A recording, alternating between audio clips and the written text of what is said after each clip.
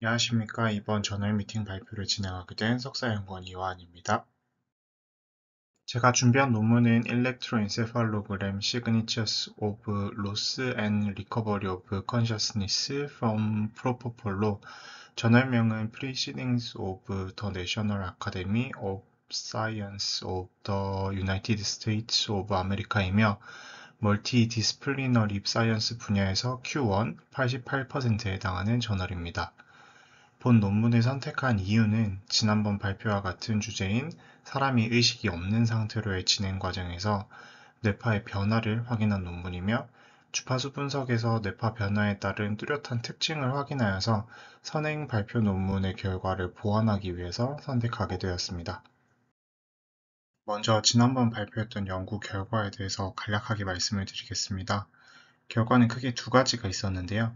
첫 번째는 좌측 그림과 같이 주파수 대역을 나누고 각 주파수 대역의 파워를 계산을 했을 때 의식이 있는 상태 대비 의식이 없을 때 모든 주파수 대역의 파워가 상승했다는 점이 있으며, 두 번째는 우측 그림과 같이 WPLI 값이 베타 대역에서 의식의 전환, 즉 트랜지션이 일어날 때 매우 증가한다는 점입니다.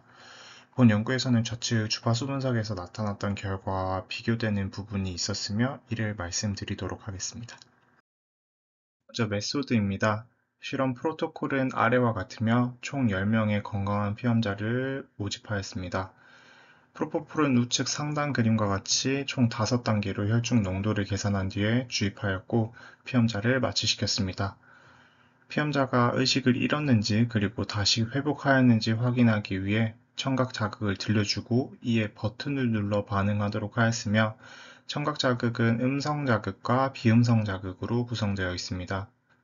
비음성 자극은 40Hz 성분을 가지는 클릭 사운드이며, 음성 자극은 피험자의 이름과 사물 단어로 구성되어 있으나 피험자의 이름 비율은 따로 서술되어 있지 않았었습니다. 청각 자극 순서는 클릭, 클릭, 버벌, 클릭, 클릭 순서이며 각 자극은 4초에 한 번씩 제시되어 총 210개의 자극이 제시되었습니다. 뇌파는 총 64개의 채널을 사용하여서 홀브레인을 측정하였으며 측정된 데이터는 500Hz의 다운샘플링을 거친 뒤 비주얼 인스펙션을 거쳐서 잡음을 제거하였습니다. 이후 주파수 분석은 타임 윈도우 2초, 오버랩 1.9초를 사용하였으며 이후 결과에서 말씀드릴 페이지 앰플리튜드 모듈레이션 분석은 데이터를 250Hz 다운샘플링을 적용하고 로우 프리퀀시 대역은 0.1에서 1Hz, 알파 프리퀀시 대역은 8에서 14Hz로 밴드패스 필터링을 적용하였습니다. 이후 힐버트 트랜스폼을 통해서 로우 프리퀀시 대역과 알파 프리퀀시 대역의 페이즈 성분과 앰플리튜드 성분을 추출하였습니다. 다음으로 첫 번째 행동 분석 결과입니다. 음성 자극 반응과 비음성 자극 반응을 각각 나누어서 베이지안 알고리즘을 적용하여 시간에 따른 자극 반응 확률을 계산하여 그림 B에 나타내었습니다. 해당 결과를 통해서 의식을 잃은 시점은 음성 자극과 비음성 자극의 반응 확률이 모두 0.05% 이하로 떨어졌을 때로 정했으며, 의식을 회복한 시점은 이와 반대로 두 자극의 반응 확률이 모두 0.05% 이상으로 증가했을 때로 정의하였습니다. 또한 그림 C와 같이 음성 자극 반응 확률에서 비음성 자극 반응 확률을 뺀 결과를 보았을 때 의식을 잃기 전에는 이렇게 비음성 자극 반응이 먼저 사라지며 의식을 회복할 때는 음성 자극 반응이 먼저 일어나는 것을 확인할 수 있었습니다.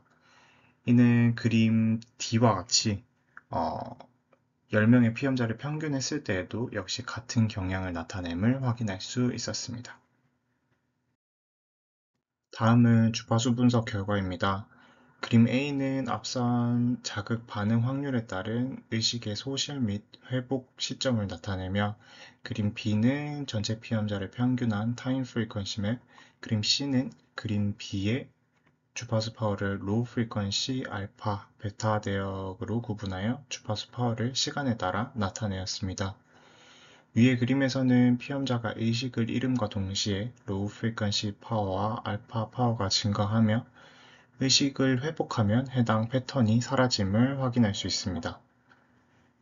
이를 통해서 마취를 진행하며 사람이 의식을 잃는 시점을 명확하게 파악할 수 있는 객관적 지표로 사용될 수 있음을 확인하였고, 또한 그림 D에서는 각 주파수 대역의 토포맵을 나타내는데, 로우 프리퀀시 파워는 전 영역에서 활성화되고 알파 파워는 프론탈 영역에서 활성화가 됨을 확인할 수 있었습니다. 이후 알파 파워를 의식의 전환에 따라 집중적으로 확인하였는데요. 그림 A, B와 같이 의식이 있는 상태에서는 알파 파워가 옥시피탈 영역에서만 활성화되나, 앞서 결과했던 그림 C와 D에 나타낸 것과 같이 의식이 없는 상태에서는 프론탈 영역에서만 활성화됨을 다시 한번 확인할 수 있었습니다. 마지막으로 주파수 분석에서 의식을 잃었을 때 주파수 파워가 상승했던 로우 프리퀀시 대역과 알파 대역의 연관성을 확인하기 위해서 페이지 앰플리튜드 분석을 진행하였습니다.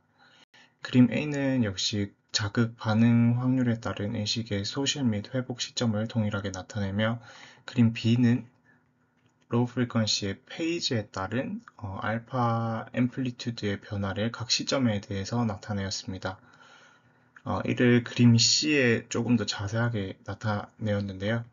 의식이 있는 상태에서는 트로프 맥스, 즉 로우 프리퀀시가 음의 페이지를 가질 때 알파 대역의 앰플리튜드가 커짐을 확인하였으며, 의식이 없는 상태에서는 이제 이와 반대로 피크 맥스, 즉 로우 프리퀀시가 양의 페이지를 가질 때 알파 대역의 앰플리튜드가 커짐을 확인할 수 있었습니다. 본 연구에서는 우측 그림과 같이 의식의 변화에 따라 총 3가지의 EEG 시그니처를 확인할 수 있었습니다. 그림 B에 나타낸 것과 같이 프로포폴에 의한 마취 상태인 의식이 없는 상태에서는 알파 로우 프리퀀시 대역의 파워가 증가함을 확인할 수 있었고, 이를 그림 C와 D에 나타내었는데, 알파 파워는 의식이 있을 때는 주로 옥시피탈 영역에 나타나다가 의식이 없어지면 프론탈 영역에서 파워가 증가함을 보였고, 로우 프리퀀시 파워는 이제 의식이 없을 때 전 영역에서 크게 증가함을 확인하였습니다.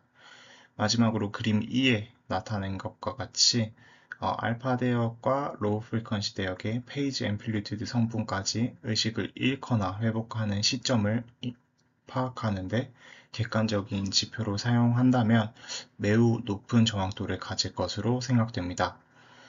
해당 연구 결과들이 매우 간결하고 분명하여서 따로 리미테이션은 기술하지 않았으나, 지난 발표의 연구 결과와 비교하였을 때 의식이 없는 시점에서 델타와 알파 대역 외에 세타, 베타, 감마 대역의 주파수 파워의 증가는 확인할 수 없었다는 점이 차이점이었습니다. 이상으로 발표 마치겠습니다. 감사합니다.